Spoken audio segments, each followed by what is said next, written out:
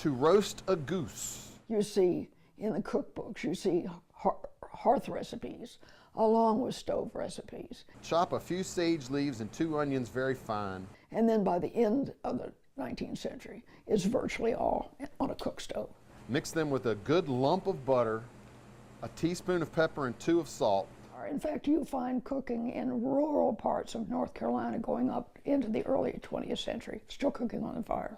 Put it in the goose, then spit it. If you have men out hunting during this season, obviously turkey is something they're going to bring to the table. But I don't think it's the focus of a Thanksgiving meal here at this time period. When it is thoroughly hot, baste it with nice lard. But remember, pickings are getting slim by 1863 in the South. Venison is finest in the autumn or early winter and keeps longer than any other fresh meat. The men have been out hunting, so they may have turkey, they may have deer. Who knows, they may even have rabbit, small game, that kind of thing. Wipe it thoroughly with clean cloths, dipped in lukewarm water. Cover it with a dry cloth, trim off any unsightly parts. Turkey is big, but more likely you would have had ham and chicken, things that were easier to acquire. You don't have the turkey industry that we do today. I'm sure it's changed a whole lot. I can envision a harvest table with this bounty of beautifully prepared food there to be eaten.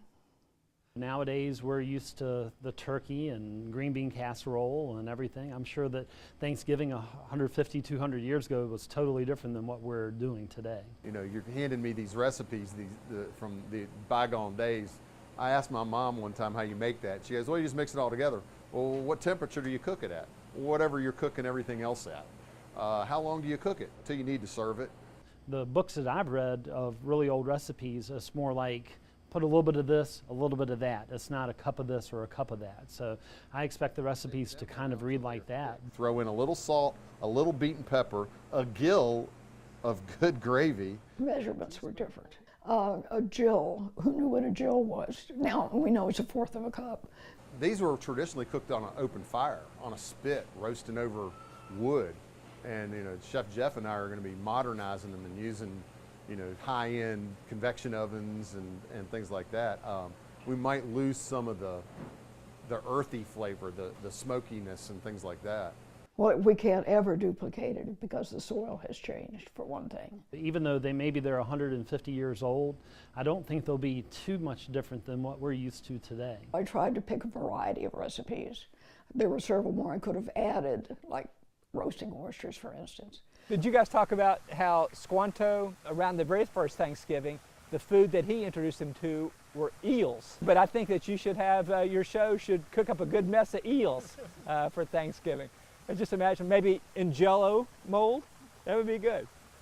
I don't know what they're going to think of it. You know, it could be a little sketchy, or they might love it. I just don't know. It would depend on what you're giving them. I have a feeling that somebody, your younger person, is going to be shocked at the amount of fat.